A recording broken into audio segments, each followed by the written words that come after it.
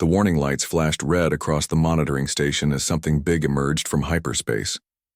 Lieutenant Zara pressed her scaled fingers against the control panel, her yellow eyes widening as she read the energy readings. This was not supposed to happen. Nothing ever came to the Kepler 442 system without permission from the Zephyrian Empire. "Commander Voss, we have an unknown contact," she called out, her voice echoing through the crystal walls of the space station. The Zephyrians had built their technology from living crystal, and every surface glowed with a soft blue light that pulsed like a heartbeat. Commander Voss walked over on his 6 legs, his tall frame casting shadows across the monitoring equipment. His mandibles clicked together as he studied the readings. "Just one ship?" "Yes, sir. It appeared at the edge of the system, near the 7th planet. The energy signature is unlike anything in our database." Voss tilted his head, considering. In his 40 years of service to the Empire, he had seen many different types of ships. The Zephyrians controlled 17 star systems, and they had encountered dozens of alien species during their expansion. Most of them had surrendered quickly when they saw the power of the Imperial fleet. "Size estimate?" he asked. "Approximately 800 meters long. Much smaller than our battleships, but the hull design is strange. It looks like metal, not crystal." Voss made a dismissive sound. The Zephyrians had perfected crystal technology thousands of years ago. Their ships were grown, not built, and their hulls could repair themselves if damaged. Any species still using primitive metal construction was clearly inferior. "Send the standard message," he ordered. "Tell them to identify themselves and prepare for boarding." Zara activated the communications array. The message went out in 17 different languages, all from species the Empire had conquered. It was simple and direct. Surrender immediately or be destroyed. They waited for a response. Usually, unknown ships would panic when they realized they had entered Zephyrian space. Sometimes they tried to run. Sometimes they begged for mercy. None of them had ever ignored the warning. This ship did something different. "Commander," Zara said, her voice tight with confusion. "We're receiving a response, but it's in a language not in our database. Put it through the translator." The voice that filled the command center was female, speaking in clear, measured tones. The translator struggled with some words, but the meaning was clear enough. "This is Captain Sarah Chen of the UES Indomitable. You have 30 minutes to withdraw your forces from this system's inhabited worlds, or we will remove you ourselves." Silence filled the command center. Commander Voss blinked his large eyes slowly, trying to process what he had just heard. Oh, single ship was threatening the entire Zephyrian presence in the system. Did she just give us an ultimatum?" Zara whispered. Before Voss could answer, another voice crackled over the communications. This one belonged to Admiral Vextar, commander of the 3rd Imperial Fleet stationed near Kepler 442b. "Unknown vessel, this is Admiral Vextar of the Zephyrian Imperial Navy. You are trespassing in Empire space. Surrender immediately or face the consequences." The response came back almost instantly. "Admiral, I suggest you take your ships and leave. This is your only warning." Admiral Vextar was not a patient being. He had conquered 4 star systems personally and had never met an enemy he could not defeat. His mandibles clicked rapidly, a sign of extreme anger among his species. "All ships, this is the Admiral. We have a hostile contact that needs to be dealt with. Destroyer Squadron 7, move to intercept and disable the target." Commander Voss watched his tactical display as 12 Zephyrian destroyers broke formation and headed toward the unknown ship. Each destroyer was 300 meters long and armed with the latest plasma weapons. 12 against 1 seemed like overkill, but the Admiral was clearly not taking any chances. "The human ship is moving," Zara reported. "Wait, that's impossible." "What's impossible?" "Sir, the ship just folded space around itself. One moment it was at the edge of the system, and now it's directly behind our destroyer formation." Voss leaned over her shoulder to look at the display. The tactical computer was showing impossible readings. No known technology could move a ship that fast across such a distance. "Weapons fire detected," Zara announced. "The human ship is attacking. The weapons that lanced out from the UES Indomitable were not energy beams or plasma bolts. They were solid projectiles moving at incredible speeds. Commander Voss watched in horror as 3 of the destroyers simply vanished from his tactical display. No explosion, no debris field. They were there one moment and gone the next. How is that possible? He breathed. The remaining destroyers returned fire, their plasma cannons sending brilliant streams of superheated energy toward the human ship. The weapons that had melted through the hulls of countless enemy vessels struck the Indomitable's shields and simply dispersed like water hitting a rock. "Sir, I'm reading impossible energy levels from their defensive systems," Zara reported, her voice shaking. "Their shields are absorbing energies that should have destroyed any known ship." The battle, if it could be called that, lasted less than 10 minutes. The human ship moved through the destroyer formation like a predator among prey, its weapons fired with surgical precision, each shot destroying a Zephyrian vessel instantly. The destroyer's return fire seemed to have no effect whatsoever. When the last destroyer exploded in a ball of plasma, the Indomitable stopped moving. It hung in space like a sleeping giant, apparently undamaged despite facing 12 warships. "Get me Admiral Vextar," Commander Voss ordered. The Admiral's image appeared on the communication screen. His usually calm demeanor was gone, replaced by something Voss had never seen before. Fear. "Commander, are you seeing this?" the Admiral asked. "Yes, sir." "Sir, what are your orders?" Admiral Vextar's mandibles clicked slowly as he thought. The Third Imperial Fleet consisted of 60 ships, including his massive flagship, the Crystal Dominion. Surely 60 ships could handle one enemy vessel, no matter how advanced. "All ships, form battle formation. We're going to surround this unknown vessel and destroy it with concentrated fire." "Sir," Commander Voss interrupted, "perhaps we should contact the Empire and request reinforcements. This ship's technology is far beyond anything we've encountered. 60 ships, Commander. 60 against 1. Even if their technology is superior, they cannot fight an entire fleet." As the Admiral's image disappeared, Commander Voss looked back at his tactical display. The human ship hung motionless in space, waiting. Somehow he did not think 60 ships would be enough. The UES Indomitable had entered the system alone, and it had just destroyed 12 warships without taking any damage. Captain Sarah Chen had given them a warning, and they had ignored it. Now Commander Voss suspected they were going to learn exactly what humans were capable of when their warnings were ignored. He watched as the Imperial fleet moved into position, their crystal hulls gleaming in the light of the system's star. In a few hours they would either be victorious or they would be dead. Commander Voss had a sinking feeling he knew which it would be. The human ship continued to wait, patient as death itself.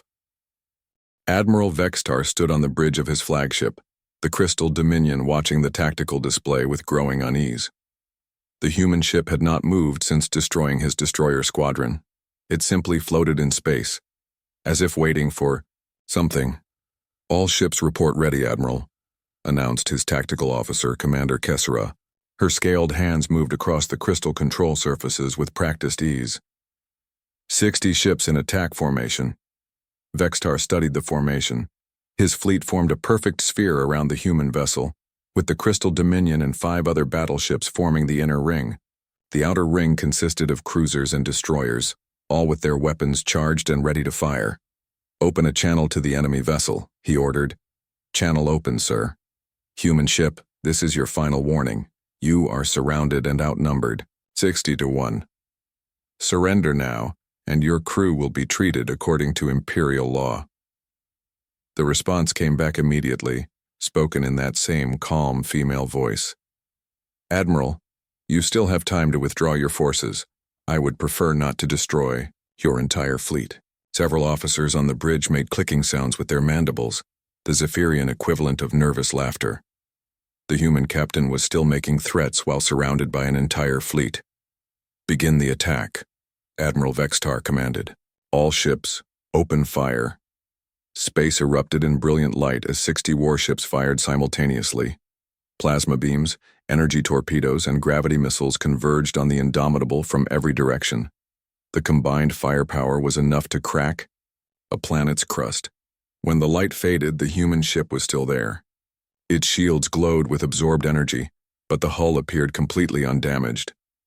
"Impossible," whispered Commander Kesra. "Nothing can withstand that much concentrated fire." "Fire again," the Admiral ordered. "Maximum power to all weapons." The second barrage was even more intense than the first. The Zephyrians poured everything they had into destroying the single enemy vessel. Energy readings spiked across the board as weapon systems drew power from the ship's crystal cores. Again, when the firing stopped, the Indomitable remained intact. "Sir," the sensor officer called out. "The human ship is launching something. Multiple small contacts moving very fast." Admiral Vextar looked at the tactical display. Thousands of tiny objects were pouring out of the human ship, each no larger than a fighter craft. They moved with incredible speed and precision, weaving through the Zephyrian formation without being targeted by point defense systems. "What are those things?" he demanded. "Unknown, sir. They're too small to be fighters, and they don't match any known drone pattern." The small objects began attaching themselves to the hulls of Zephyrian ships. At first, nothing seemed to happen. Then the destroyer Vexillos on the outer edge of the formation suddenly exploded from within. "What happened to the Vexillos?" Admiral Vextar shouted. "Unknown, sir. Internal explosion. All systems failed simultaneously." Another destroyer exploded, then a cruiser. The small objects that had attached to the hulls were somehow getting inside the ships and destroying them from within. "They're using some kind of boring technology," Commander Kesra reported, her voice tight with fear. "The objects are cutting through our hull armor at the molecular level." "Nanites," breathed the Admiral. He had heard rumors of such technology, but no species in this part of the galaxy had ever developed it. Microscopic machines that could disassemble matter itself were considered theoretical at best. "All ships, emergency protocols," he ordered. "Activate hull purge systems. Burn off anything attached to your hulls."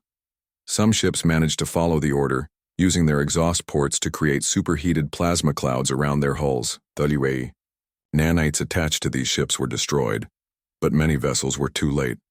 Internal explosions continued to claim Zephyrian warships as the microscopic invaders reached critical systems. "Sir, we've lost 18 ships," Commander Kesra reported. "The nanites are too fast. They're cutting through our hull armor faster than we can stop them." Admiral Vextar watched helplessly as his fleet was systematically destroyed by an enemy they couldn't even see. The human ship itself had not fired a single shot since launching the nanite swarms. "All remaining ships, concentrate fire on the human vessel," he ordered. "If we can destroy their ship, maybe the nanites will stop." The remaining 42 ships of the Third Imperial Fleet focused their weapons on the Indomitable. Plasma beams converged on the human ship's position, creating a star-bright ball of energy that should have vaporized anything within 1,000 kilometers. When the energy dissipated, the human ship was gone. "Where did it go?" Admiral Vextar demanded. "Sir, I'm reading massive energy distortions throughout the fleet," the sensor officer reported. "Something is moving between our ships, but I can't get a clear reading." The Indomitable flickered into existence directly beside the cruiser Sharek. The human ship's weapons, silent until now, spoke with a voice of thunder. Energy beams lanced out, not the familiar plasma of Zephyrian technology, but something new and terrifying. The Sharek's crystal hull, designed to absorb and redirect energy attacks, simply shattered. The entire ship broke apart like glass struck by a hammer. "They're using quantum disruption weapons," Commander Kesra whispered. "They're breaking the molecular bonds in our crystal matrix." The human ship flickered out of existence again, reappearing next to another vessel. Each time it materialized, another Zephyrian ship died. The Indomitable was not just moving faster than they could track, it was somehow phasing in and out of normal space. "Sir, we have to retreat," Commander Kesra said. "We're being slaughtered." Admiral Vextar's pride warred with his survival instinct. The Third Imperial Fleet had never retreated from any enemy. But watching his ships die one by one, he realized that pride would not bring his crews home alive. "All ships, withdraw to the inner system," he finally ordered. "Take defensive positions around the orbital platforms. The remaining ships of the fleet, Less than half of their original number began moving toward Kepler 442b. The planet's orbital defense platforms were massive structures, each one as large as a battleship and armed with planet-cracking weapons. Surely the combined firepower of the fleet and the platforms could stop one human ship. As they retreated, Admiral Vextar found himself wondering about the humans. Who were they? Where had they come from?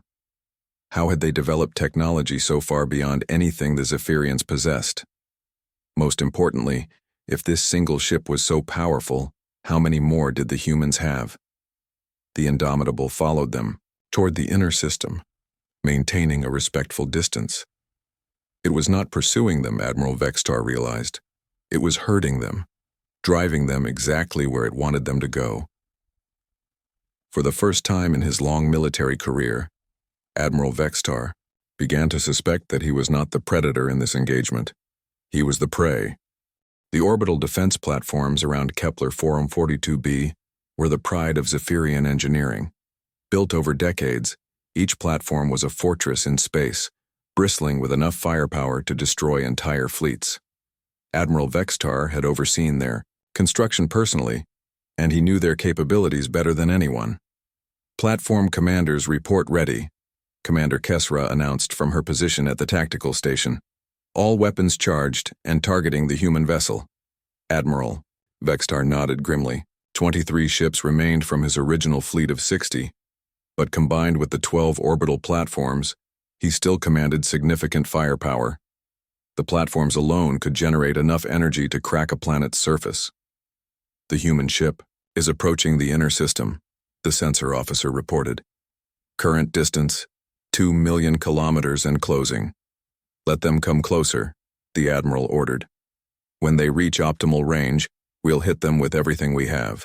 The UES Indomitable moved through space with the same unhurried pace it had maintained throughout the engagement. It showed no concern for the massive weapons now trained on it, no attempt at evasive maneuvers. It simply flew straight toward the heart of the Zephyrian defenses. Sir, incoming transmission from the human ship, the communications officer announced. Put it through. Captain Chen's voice filled the bridge once again, calm and professional. Admiral Vextar, this is your last chance to withdraw your forces peacefully. I'm detecting several thousand Zephyrian civilians on the planet below. I have no wish to endanger them with the debris from your fleet. Human, you are outnumbered and outgunned, the Admiral replied. Surrender now, and I will ensure your crew receives honorable treatment. I tried to warn you, came the response. What happens next is your choice, not mine. Admiral Vextar cut the transmission and turned to his tactical officer. All ships and platforms, prepare to fire on my command. The human ship continued its approach, now within optimal firing range of the defensive grid. Vextar watched the HFY tactical display, waiting for the perfect moment when all weapons could converge on the target simultaneously. Fire, he commanded. The space around Kepler 442b erupted in the most intense display of firepower the system had ever seen. 12 orbital platforms and 23 warships unleashed their full arsenal simultaneously. Plasma beams, gravity, torpedoes, quantum disruptors, and particle cannons all converged on the Indomitable's position. The energy release was so intense that it briefly outshone the system's star. Admiral Vextar shielded his eyes from the brilliant display, confident that nothing could survive such concentrated destruction. When the light faded, his confidence evaporated. The human ship was still there, but it looked different. Its hull had become translucent, like frosted glass. The devastating energy barrage that should have vaporized it completely was passing harmlessly through the ship's structure. What are the sensors showing? Vextar demanded. Sir, the human ship appears to be partially phased out of normal space, the sensor officer replied, his voice shaking. The energy beams are passing through it without making contact. That's impossible. Nothing can phase shift a vessel that large. The readings are confirmed, sir. They're using some kind of dimensional displacement technology. As they watched, the Indomitable began to solidify again, returning to normal space behind the defensive grid. The human ship had somehow phased through the most powerful weapons in the Zephyrian arsenal and positioned itself in the perfect location to attack. All platforms, Emergency reposition, Admiral Vextar ordered. Target the human ship and fire at will. The orbital platforms began turning their massive weapons toward the Indomitable, but the human ship was already moving. Its weapons, silent during the massive barrage, now spoke with deadly precision. The first platform died instantly. A single beam from the human ship struck its crystal core, and the entire structure simply disintegrated. There was no explosion, no debris field. One moment the platform was there, the next it was gone. "Sir, they're using some kind of matter disintegration technology," Commander Kessera reported. The platform wasn't destroyed, it was completely broken down at the molecular level. A second platform died, then a third. The human weapons fired with mechanical precision, each shot perfectly placed to destroy critical systems. The Zephyrian return fire seemed to have no effect, their beams either absorbed by the ship's shields or passing harmlessly through its phased hull. "All ships ramming speed," Admiral Vextar ordered desperately. "If we can't hurt them with weapons, we'll destroy them with mass." 3 cruisers broke formation and charged directly at the human ship. The Indomitable made no attempt to evade. Instead, it launched something new from its hull, small pods that moved with incredible speed. The pods struck the approaching cruisers and somehow passed through their hulls without causing any damage. For a moment, Admiral Vextar thought the human weapons had malfunctioned. Then the explosions began. Each cruiser erupted from within as something detonated inside their hulls. But these weren't conventional explosions. The ships were being torn apart by something that seemed to be cutting through their internal structure with surgical precision. "Sir, I'm detecting human life signs aboard the Kethmar," the sensor officer reported. "The pods were boarding craft. There are humans inside our ships." "That's impossible. Those pods passed through solid crystal hulls." "The readings are confirmed, sir. Somehow the humans have transported soldiers directly inside our vessels." Admiral Vextar watched in horror as ship after ship fell to internal attack. The human boarding parties worked with terrifying efficiency, striking critical systems and withdrawing before Zephyrian security forces could respond. Each boarded ship lasted less than 10 minutes before suffering catastrophic system failures. "How are they doing this?" he whispered. "Sir, the boarding pods appear to use the same phasing technology as their ship," Commander Kessera explained. "They're bypassing our hull armor entirely by shifting temporarily out of phase with normal matter." The battle had become a slaughter. The orbital platforms continued to fall one by one to the Indomitable's disintegration beams, while the remaining ships of the fleet were being systematically disabled by phased boarding parties.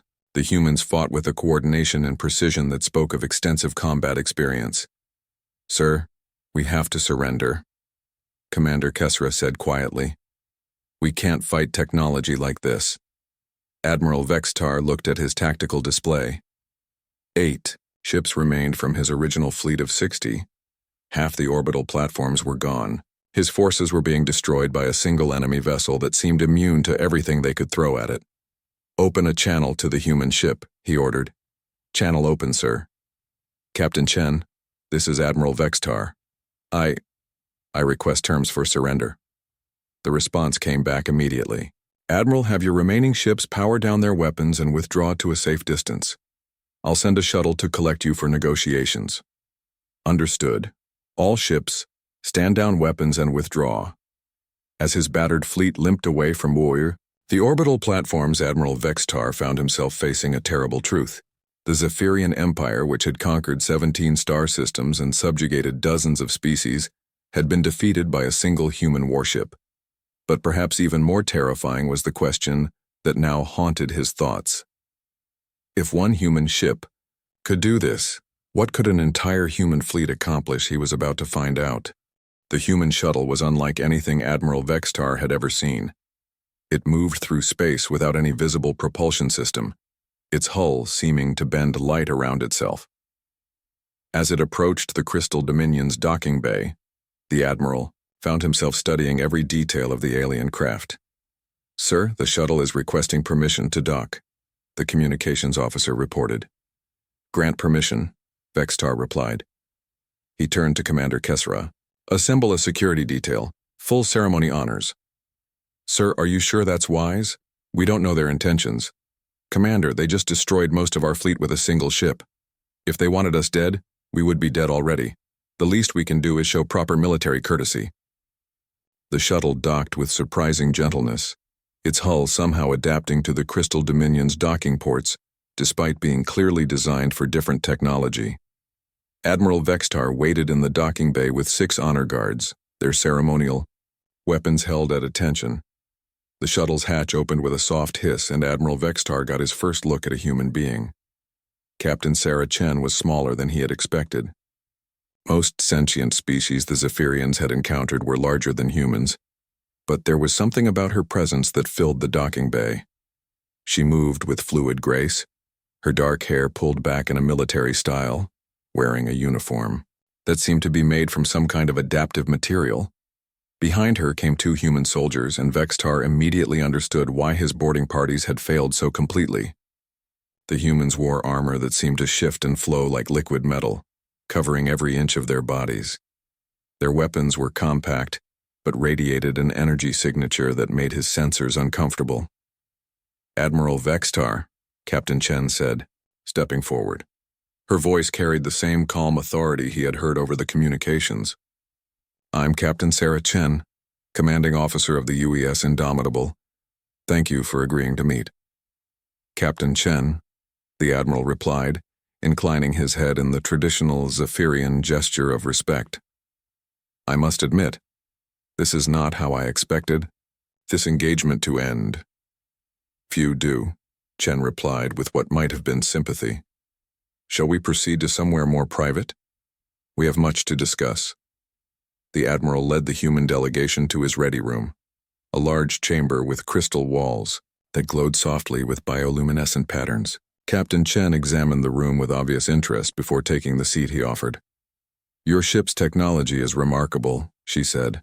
Grown crystal hulls, bioelectric power systems, living computers. Your species has achieved something quite impressive. Not impressive enough, apparently, Admiral Vexistar replied bitterly.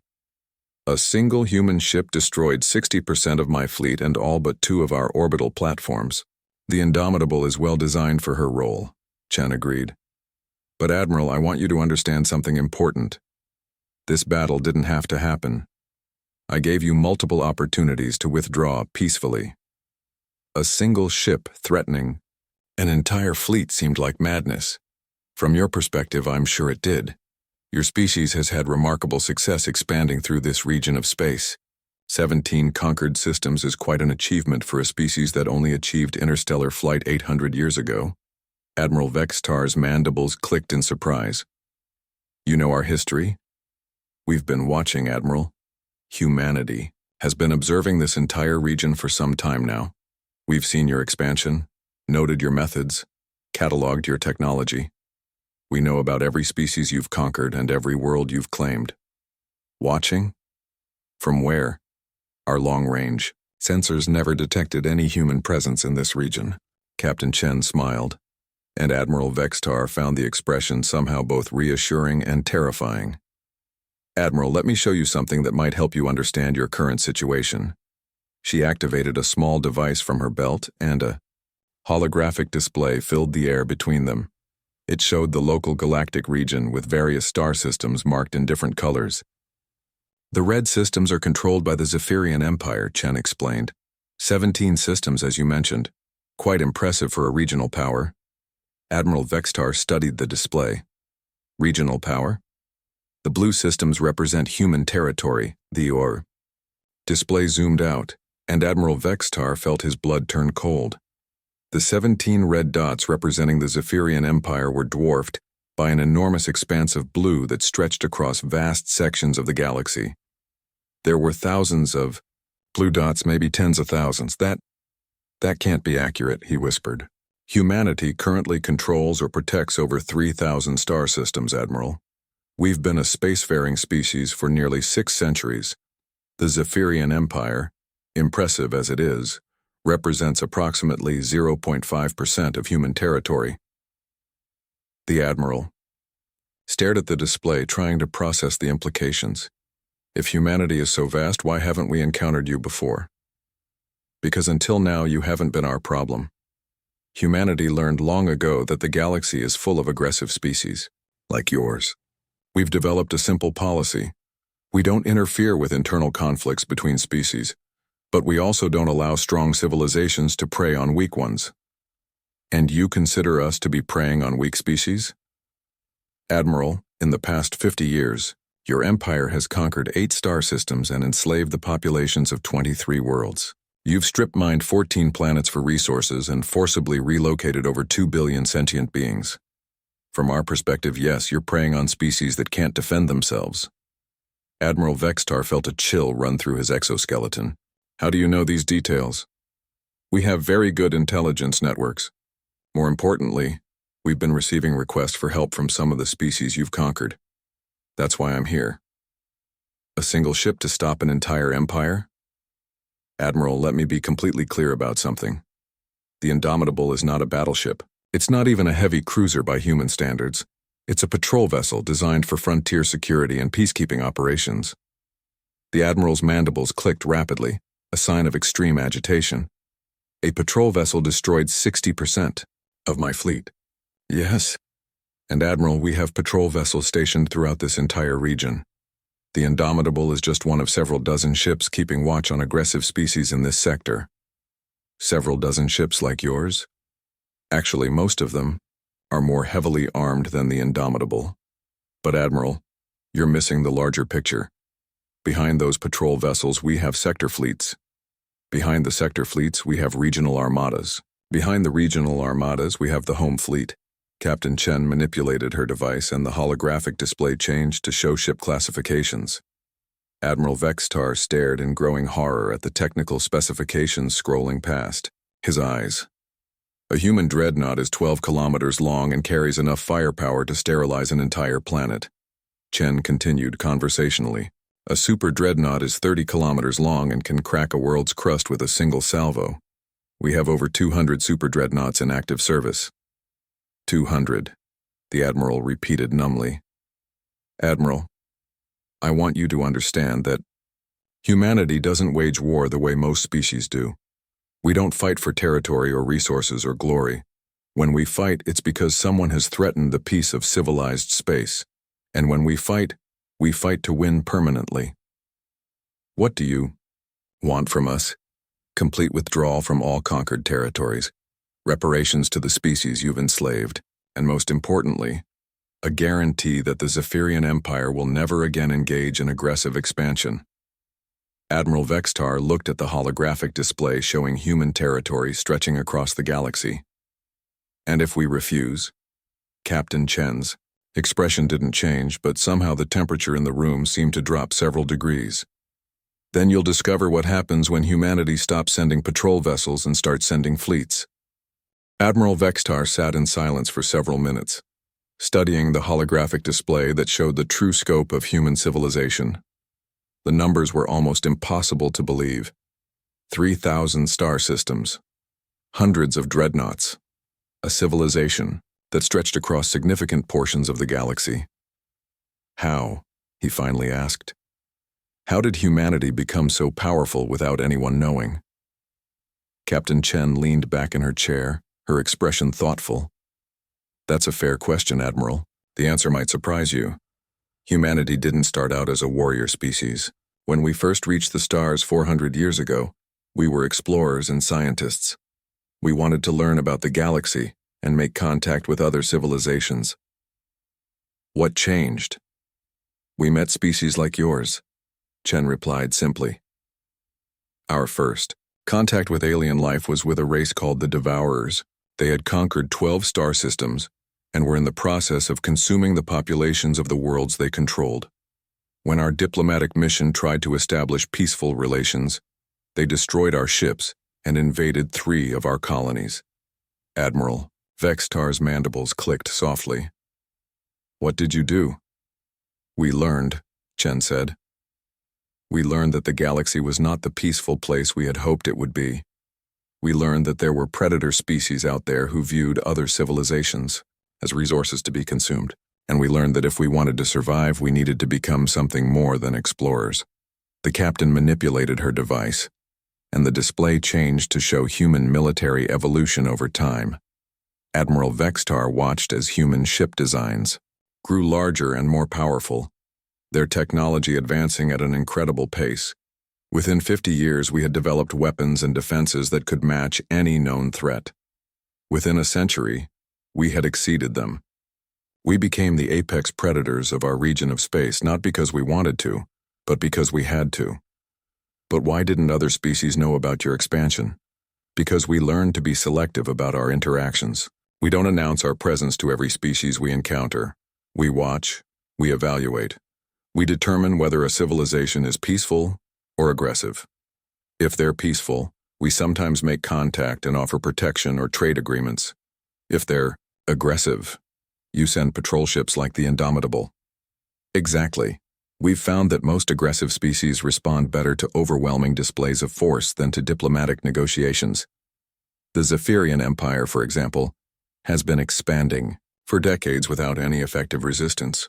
Your leaders have begun to believe that conquest is easy and that no one can stop you.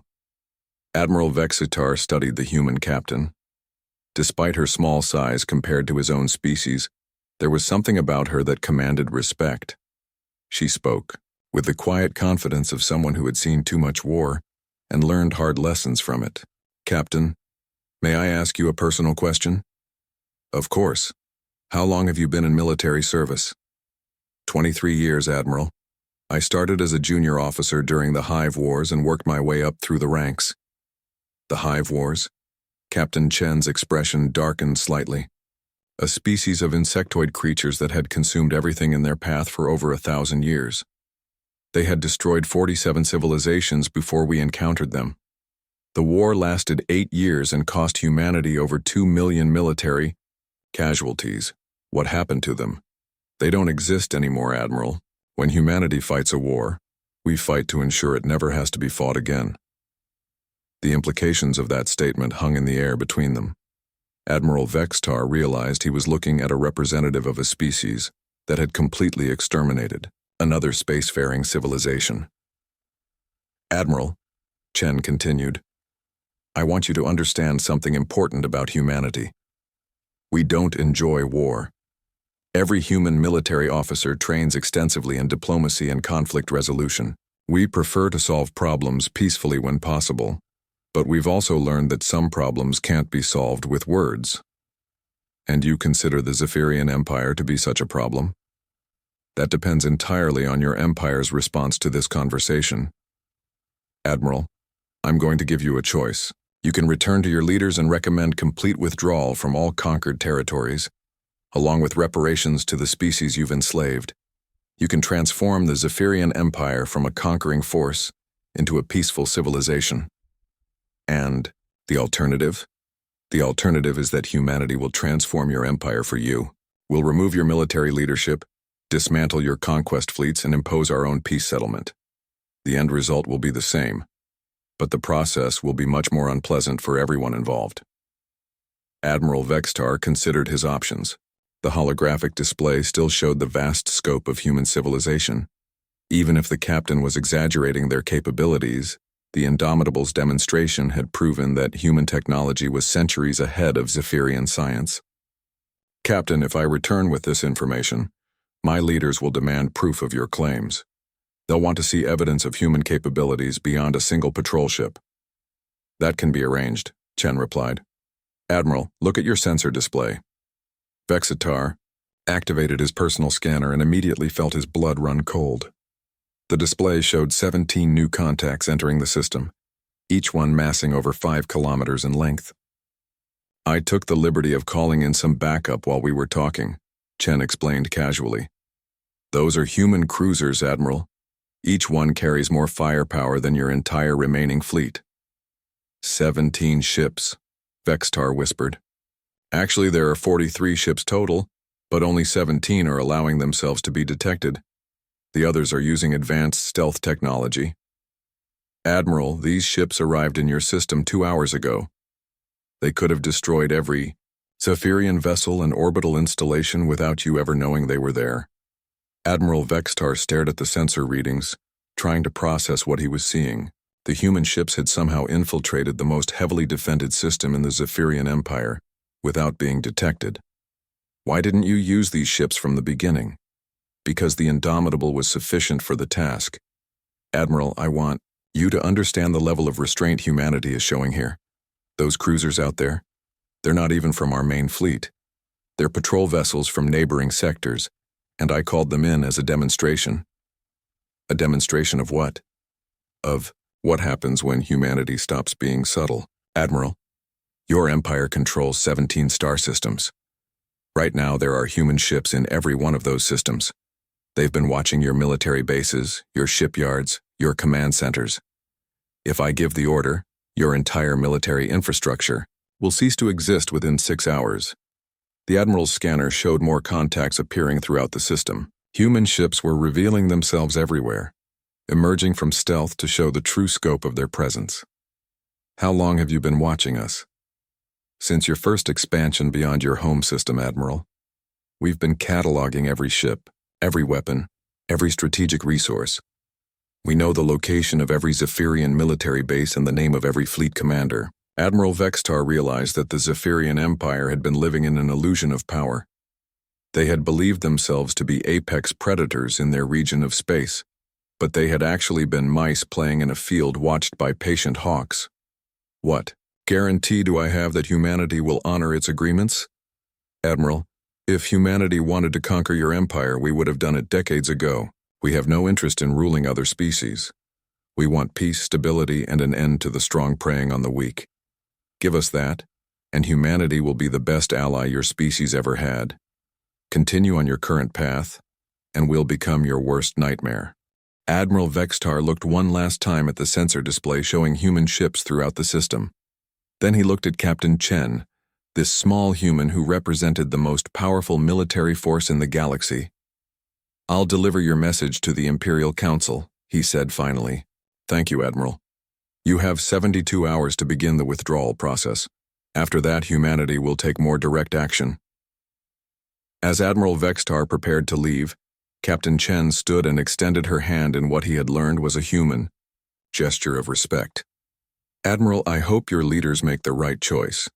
The galaxy is large enough for all of us to coexist peacefully. 6 months later, the Zephyrian Empire had become the Zephyrian Republic. Their military had been disbanded, their conquered territories liberated, and their leaders focused on rebuilding their civilization as a peaceful member of the galactic community. Admiral Vextar, now serving as the Republic's first ambassador to humanity, often thought about that conversation aboard the Crystal Dominion. The humans had kept their word completely. They had provided technology, resources, and protection to help the Zephyrians transition to a peaceful society. But he also remembered the sensor readings showing human ships throughout Zephyrian space, and he knew that somewhere out there in the vast darkness between stars, the humans were still watching. They were the immune system of civilized space, ready to respond whenever the strong threatened the weak. The lone human warship had entered the system and changed everything. It had shown the galaxy that humanity could not be stopped, and more importantly, that they would never allow another species to suffer under the boot of tyranny. The age of conquest was over. The age of human protection had begun.